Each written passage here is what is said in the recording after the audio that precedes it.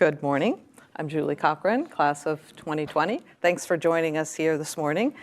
Well, maybe there's a few empty seats because there's a little snow out there or anticipation of snow. Let's hope it snows for some of us. We're going to spend the first 6 minutes or so, maybe 9, talking about everyone's story, which is, I think, the most exciting part of today. Get to know your classmates. And we're going to try to dive into this issue of unconscious gender bias. And we're really looking forward to your questions. I'll ask a few of my own, but when you do get ready to ask questions, please use your mic because there's about 30 people that have joined from the Women's Leadership Initiative. Phoenicia, I'd like to start with you. Awesome. I'm Phoenicia Fitz, class of 2019. I currently work at Charles Schwab in the asset management, and then I transferred over to wealth management group. I grew up in New Jersey, and then I went to college in LA, USC, go Trojans, and then moved up to San Francisco. My mom was a computer programmer and moved the whole family from New Jersey to the Bay Area because she got into the whole .com stuff and programming. And so I lived in San Francisco for about 15 years. And I worked at companies at like Deloitte Consulting, PayPal, an investment bank before Schwab. And then I decided to come to Yale to enhance my career and focus on just accelerating my career at Schwab. Great. Good morning, everybody. I'm Scott Snyder, class of 2020, and originally from Plymouth, Massachusetts. Grew up there, went to the Air Force Academy, and so I have a long military background, which is kind of unique, I guess, among the class. Served over 12 years in active duty. I was a fighter pilot by trade, so I flew F-15s. And as it kind of relates to the context of this pop session, you know, I come from a community that was male-dominated. I flew with 1 or 2 women in my entire career in those fighter squadrons. And then when I left and came out, I did a year at the Harvard Kennedy School and then started my own company. I started a behavioral health company with my wife. We work with kids with autism, and 97% of my workforce are women. So I went from this entirely male-dominated field and community, a very tight community, to now a workplace where I'm surrounded by women. I've never been in a situation like that before, and oh my gosh, how do I do this? That's kind of how I felt. And so that was the moment where I started this company and our team started to grow, where I realized that I need to be more aware of how I act and some of the challenges that my team has in the moment, but also as they move forward. And so one of the reasons I decided to come to Yale was that I wanted to leverage the people here and the connections with the professors to figure out, are there better ways that I can actually set my team up for success, especially when it comes to challenges with gender biases, and in general, just making them better leaders so they can go out there and create this positive change as well. And I did mention, as it says on the slide, I am the president of Proven Behavior Solutions, CEO of Proven Behavior Solutions with my wife, who's the COO. I'm June Marie Innes. I hail from Calgary, Alberta, born and bred, so I'm the only Canadian in our year. I work for Tamarack Valley Energy, as it says up there. I'm the treasurer.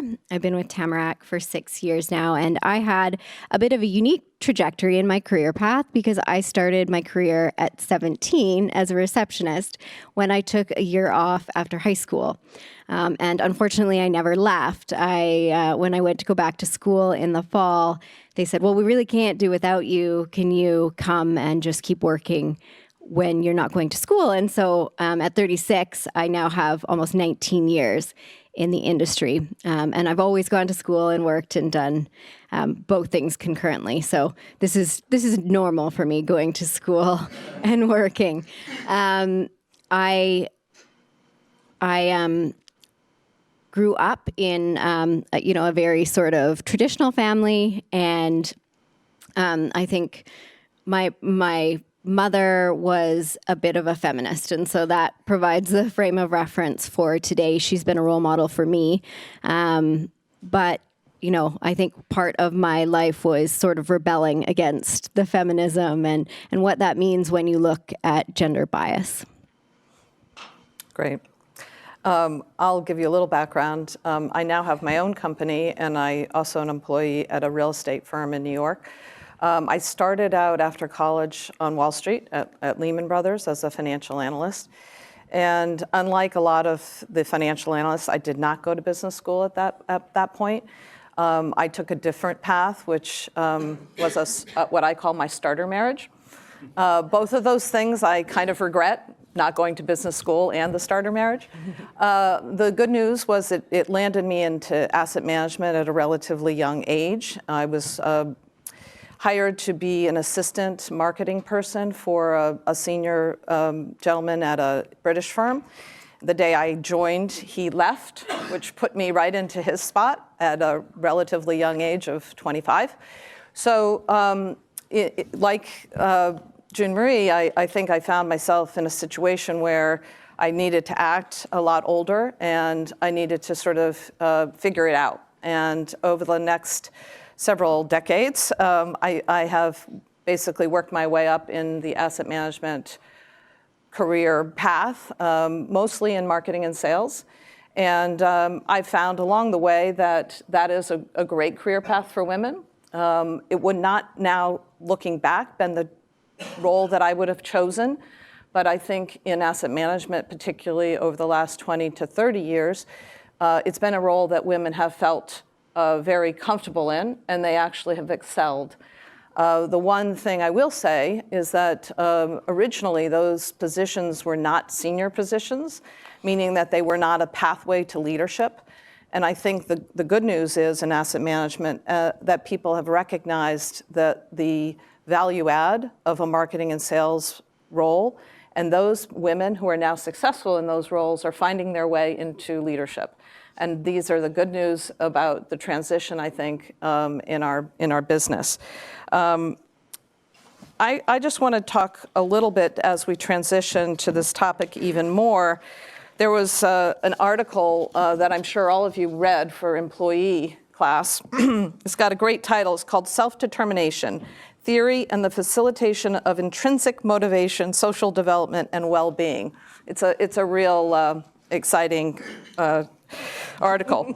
However, there is one quote, and I want to just share that with you. It says, human beings can be proactive and engaged, or alternatively passive and alienated, largely as a function of the social conditions in which they develop and function. And I was able to join the webinar yesterday, the Global Network Connect, yesterday morning, and it was fantastic. It had 4 academic experts in this topic from Ireland, South Africa, China, and from Yale. They really probed into this issue of unconscious and conscious bias, and they focused on this issue of confidence. And I sort of want to talk about that, and I want to relate confidence to competence and really explore a little bit how you've developed your competence and how that's related to having confidence. And then obviously we want Scott's opinion as well. And I think I'll do what I can.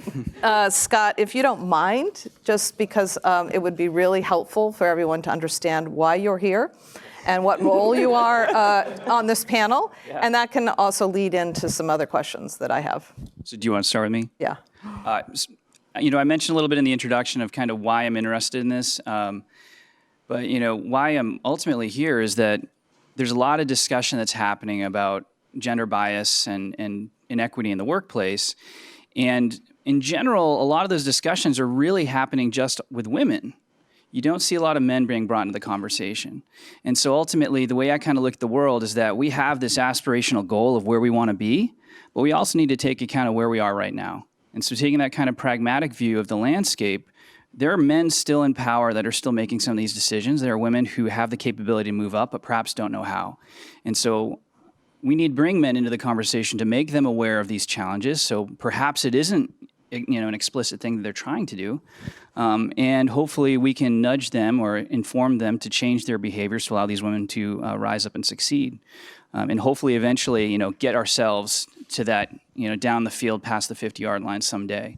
But, for me, it's more about getting people engaged in the conversation, making those incremental changes over time and kind of starting this mass movement. Great. June Marie, clearly you've been working in what has been a male-dominated industry. What have you felt about the role of gender and how's that impacted your career? That's a great question, Julie. And we actually had a pre-chat in advance of this. So I know you and I share some experiences in that in my mind, I didn't even notice that I was a woman.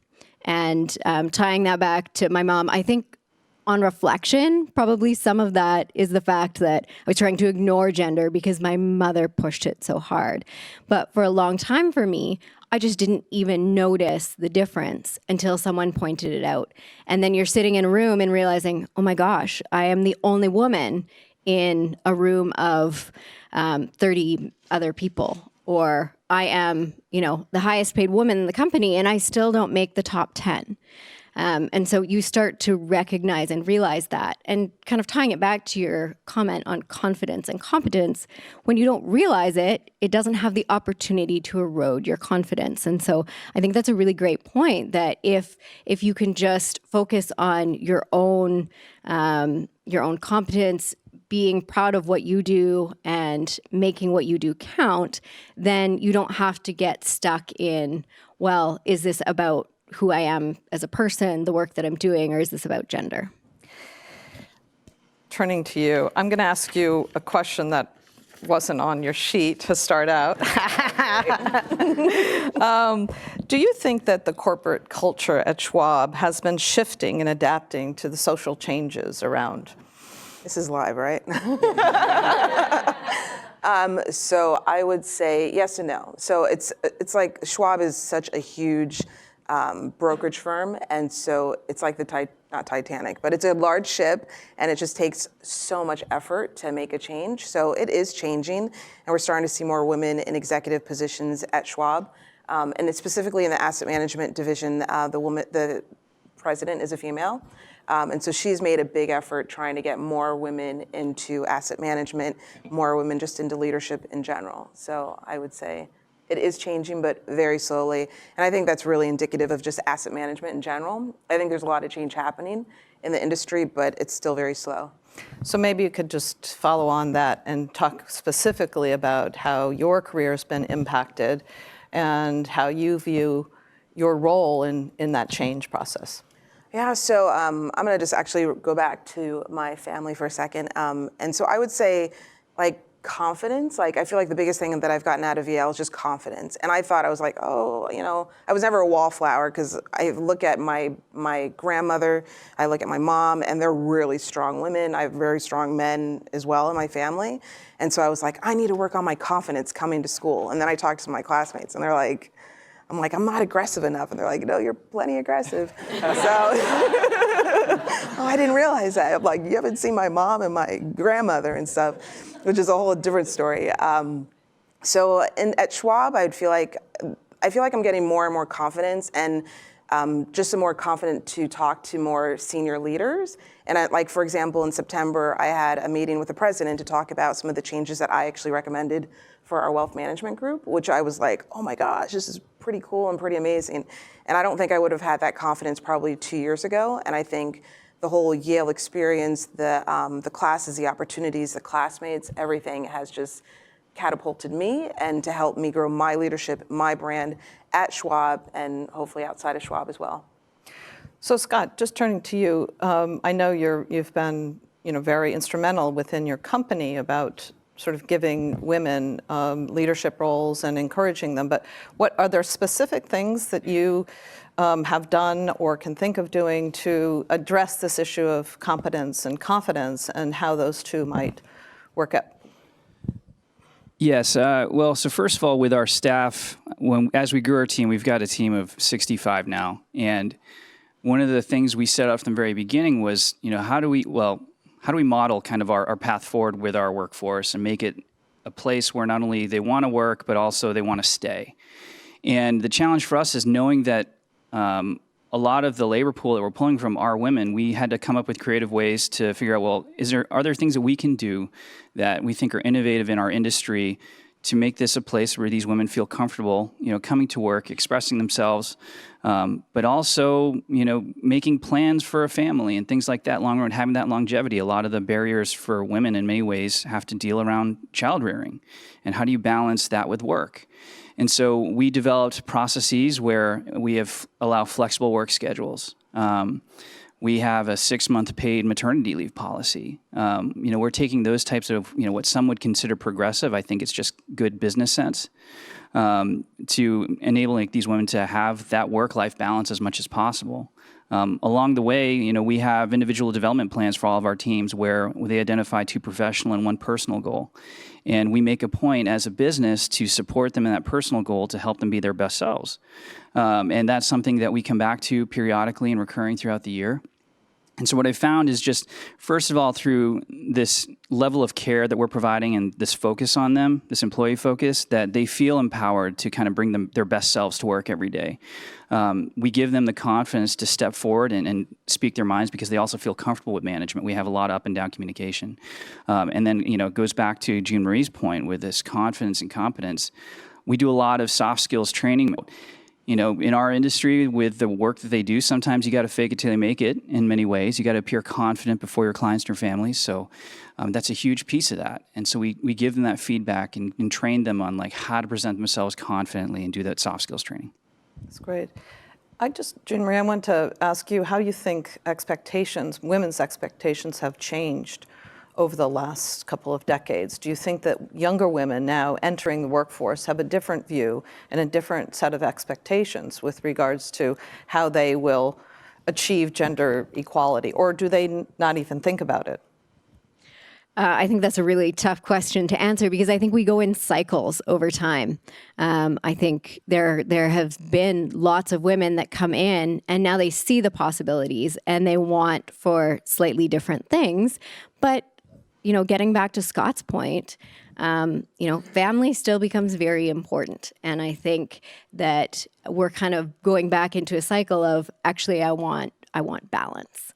We look at things like the Rockefeller Foundation goals of 100 by 25, and they want 100 Fortune 500 CEOs to be women by 2025. And I think that's a great goal, but kind of going back to what Scott's talking about, putting systems in place that allow balance so that women can have both of these things becomes very important.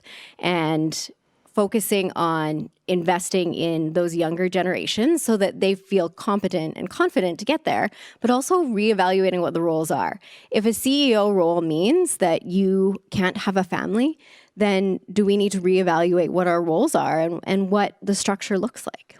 Well, that was very interesting because yesterday in the webinar, one of the experts mentioned that in the tech world in particular, where they have issues in bringing up women in the pipeline, they have, one company in particular has created what they call the human handbook, which is sort of like the old employee handbook.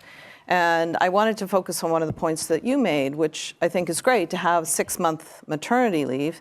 And her point was, how about 6-month paternity leave? Mm-hmm. And so in many ways, it is changing the roles of both women and men so that the expectations are there and they're different. They're about living and achieving all of our goals together. And I'm just curious if you've seen kind of this change in the corporate culture to acknowledge that also our rules regarding just people need to change. So we need to be more flexible, and that may allow both to achieve these leadership positions. If all of a sudden the CEO, who's a man, is basically walking the walk, which is, I recognize that it's okay to leave to go to your son's soccer game, and I'm going to do the same. So it's sort of setting that corporate culture from the very top. Have you seen that within Schwab at all? Is there some sense of? So what comes to mind is that I've been talking to different companies about different positions, and it's just really interesting because there's one company that comes to mind, and they have a huge emphasis on just getting more women into more senior positions, and specifically minorities into senior positions. So I met with someone that I was just kind of like, so tell me about, this company and what it's like. And he looked at me like, you're a unicorn. And I was like, what? He's like, you're Black, you're female, and you're from Yale. Like, this is great. This is what we're looking for. And I'm like, Wow. Oh, sounds great. So like, it's interesting because, and that was in San Francisco. So like the whole conversation, I feel like is just shifting, and especially in like the Bay Area, especially technology, Silicon Valley, asset management. It's just a huge shift. And so I feel like kind of looping in the confidence stuff, like as women, we need to be confident and speak up, ask for things maybe even outside of what we think is our reach, and to kind of go for those things, take more risks, move and try new positions, and yeah, just keep the dialogue going. And then I feel like also look back and help the younger generation and help them come up with us. Right. I was, yesterday there was an article, I think it was in the FT or New York Times, and it was an op-ed, and the person was writing that, men can also suffer these unconscious biases. And they were talking about a financial services firm where a broker was accused of sort of being a bit of, a bully and kind of a bull in a china shop, and that he was full of testosterone, and all these things were bad. And so the article was all about how the reverse can happen as well to men, that we can project certain characteristics that we consider bad, and whether you're a man or a woman, these things come out. And I think it's sort of changing the conversation about what is good behavior, what is bad behavior, and what kinds of things we're trying to promote in the workplace. I don't know if coming from the military into where you are now, it's quite a contrast in terms of the soft skills, if you will. And Yeah, I'd say definitely it's a different culture, but I think that's really what it comes down to is ultimately it's the culture of the organization, and we have the opportunity to shape it in positive ways, but wherever you land, the culture is going to be different, and figuring out how you integrate into that culture. And some of us, present ourselves in different ways that might clash perhaps with what people are used to dealing with, and that's always going to be a challenge. I think as supervisors and leaders and leaders of organizations, part of our responsibility is to ensure that those cultural expectations are laid out very clearly from the first day to help these people integrate and assimilate, and give them that opportunity to come in smoothly and then become those change makers from within. But from the military, I've seen it's a very strong ethos there, and you have a certain type of person that succeeds, and I've seen individuals that didn't quite fit in, and their career suffered as a result of that. At the same time, kind of going back to this idea of like women in the workplace too, with the women I worked with, there was a problem where these women almost had to adopt very masculine traits, like they had to act almost out of character in order for them to fit in. And that was really unfortunate. And they did a great job. But some of these things I wasn't aware of until I was removed from that environment. You look back and you're like, you know what? Was that really the best way for us to do things? And so that's really informed a lot of like how we built our company. And so I think for all organizations, it's going back to what Phoenicia was talking about. If you consider that your bottom line is driven by the success of your employees, then you need to throw your resources to ensuring the success of your employees. That's what it comes down to. And that's all employees. And so a lot of these policies that we've implemented have had that focus, and that's what I've really learned from the military too. That's one thing they're very good at, is understanding where that mission happens. It's not up here at the top, it's down at the bottom. great, love to open it up for questions. I have a lot more, so, but please, everyone feel free to, easy. So that was wonderful. I think that it should have been named Woman in Business and Scott. I am the token guy up here, yes. Lucky you. Can you comment a little bit about what I consider to be counter bias? And some of you mentioned it a little bit, right? Especially Phoenicia mentioned, oh, you're perfect. We want to counter the world of unconscious gender bias with overconscious gender bias in the other direction versus being gender neutral and really hiring the best people for a position regardless of the person's gender. Can you share a little bit of your experience? How is that going? Or is it so bad today that we really have to be negative against, going against it before we can really put the whole gender thing aside and look at people as people rather than a gender around it. I would really encourage you to if you want to listen to the webinar yesterday, because for every field, particularly the tech field, there was so much discussion on pipeline of people. And if we don't have a sort of equal pipeline coming up of women and men, then we have an issue. So it starts at a very, very young age in the STEM world. And some of the statistics are still quite disarming in terms of the number of women, young girls that are choosing, to have either a math, science, STEM type of education. So I think we're a long, long way from having anything close to gender neutral type of decision making, because we've got 50, 60 years of just white men, making decisions in the boardroom and really in a lot of professions, not all professions, but certainly venture capital. And so I'll defer, but I think it is a problem, and it has to start, with the pipeline of people who are coming up into these professions. Energy is yeah, I think, just to echo Julie's sentiments, energy, where I work, is one of the worst, actually. And as we've been talking about this whole time, you really sort of need to make that investment in people. So often you hear these stories like Phoenicia's or the Rockefeller goals, where we're trying to put people in those roles to show that we have equality. But really what needs to happen is that investment early on in the pipeline, as you're saying, to make it happen. And it's actually, even though it's still very much an old boys club in energy, there are places where it's actually a terrible place to be a middle-aged white male right now, because exactly as Phoenicia said, and as Easy alluded to, they're just trying so hard to eliminate the bias that we're introducing even further bias.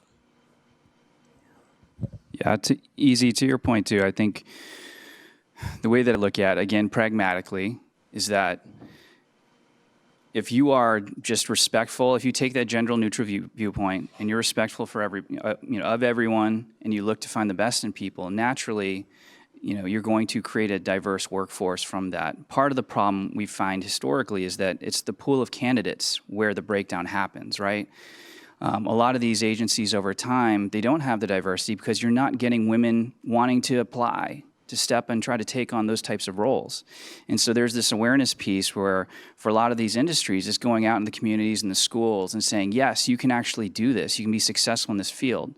The challenge, though, and I think the reason why, gender and forcefully bringing people on boards and things like that, is that a significant part of getting women and people of color to want to step up and do this stuff is they need to see other people doing it too. So representation does matter. And so there's that balance that we have to strike with how we compose boards and leadership positions. Yeah. Yeah, I think another part that's actually really important is that our brains make tons of decisions without us even recognizing that they are making those decisions. And there are a lot of shortcuts that happens in our brains without us unconscious gender biases, right? And so to offset the hundreds or thousands, whatever, of years of these decisions that have compounded on each other, you have to be very deliberate about offsetting those mechanisms in your brain, and being able to recognize things like either gender or color or whatever the case might be helps to offset and neutralize some of those things that historically you've learned through nurture, right? That it is a certain type of way. And so that's the important piece, along with what they've said, that you have to recognize and be able to find a mechanism to offset and bring equity to the world. I would just add on, I'm thinking about some of my experiences. I worked at an investment bank, and the men were invited out to certain outings, and I wasn't invited out and I understood the outings, and I didn't want to go, to be honest. But that isn't right. And so the pendulum has swung so much to kind of counteract all that's happened in the past, 100, whatever amount of years. And so, and even if you look at Silicon Valley now, I was talking to a friend who's a venture capitalist, and I was like, how do I get into this? And he was just like, it's still like a boys club, a white boys club. And if you look at the diversity, unfortunately, it's still going to be at more of the junior levels, So if you want to come in at a junior level, you'll still you might have an opportunity, but it's still very hard. And I'm like, holy cow, this is crazy.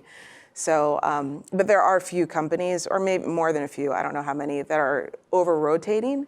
And I think it's a good thing, because it's like, we have to start to look, all companies need to start looking like their clients, and everybody serves everyone, whether you're, Black, Latino, whatever. And so the boardroom, everybody should be looking like your clients. So the over-rotation, to me, it makes sense for now. Questions? June Marie, what advice would you give someone, woman or man, entering your career field at this point in time? Well, I think we've talked about this quite a bit already, in the sense of, just be confident, be good with who you are, and just work hard. Don't worry about things like, that you're a woman, that you're going to want to have kids someday. If you're doing the best job you possibly can, the best product is going to come out, and you're going to have success in what you do. And if you spend a lot of emotional energy getting caught up in some of these issues and some of these challenges, then you're deflecting away from what the real value is. In addition to that, I think part of a way you can build confidence and competence, as we've talked about, is finding people who believe in you. So that when you don't believe in yourself, when your confidence levels are down, or maybe you don't have the competence, you have people you can go to, both mentors and sponsors, because obviously those play different roles. People you can follow and people who will support you are so important in any career. It doesn't matter whether you're male or female, whether you're young or old, starting a career or changing a career. Those people and the people you surround yourself with are just so important. Great. So now our favorite question. I'll start with you. Can you tell us something that we wouldn't be able to find out on the internet? About you. Thank you for clarifying. Yes. So I'm going to just kind of emphasize my my background a little bit. So like my parents grew up in Alabama. My grandmother, my dad was raised on a 100-acre farm. We have cows. We still have cows today. And she was like an entrepreneur very early on. And she passed away last July at like 105. Wow. But she had, to be a Black woman owning her own business, she as she got older, she turned it from like a cow farm to real estate and cows and stuff.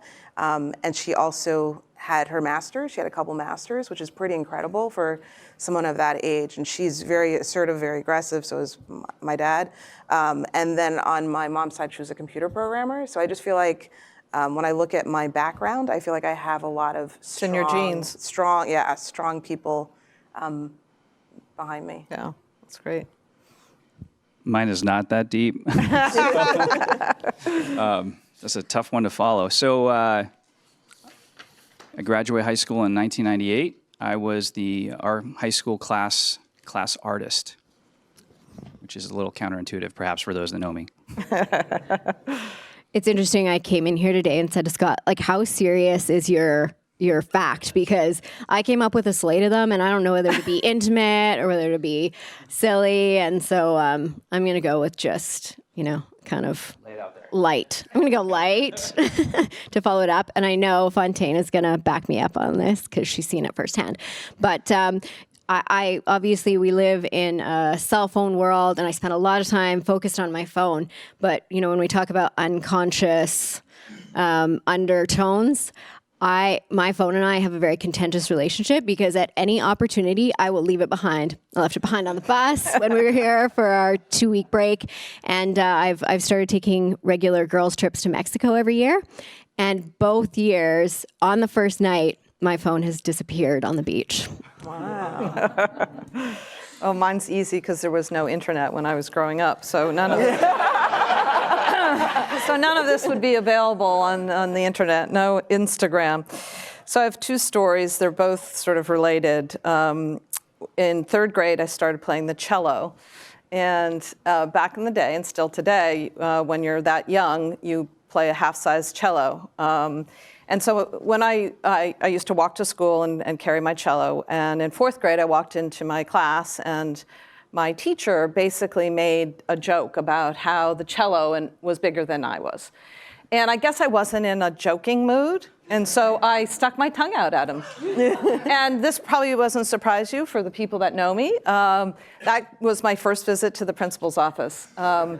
My second sort of joke about the cello is that I was probably 12 or 13, about the age of my son now, and I found this great T-shirt, and I decided I was going to wear it to school. And on the front, it said, "Put something exciting between your legs." And on the back, it said, "Play the cello."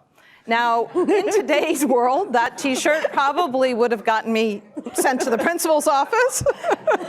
And in retrospect, I think my mother and father were mortified, but they had a sense of humor. And so I don't think you could actually Google that and find that out. But thanks to everybody. You know, if we're snowed in tomorrow, we'll be happy to continue this conversation, hopefully over drinks somewhere. Great, thanks.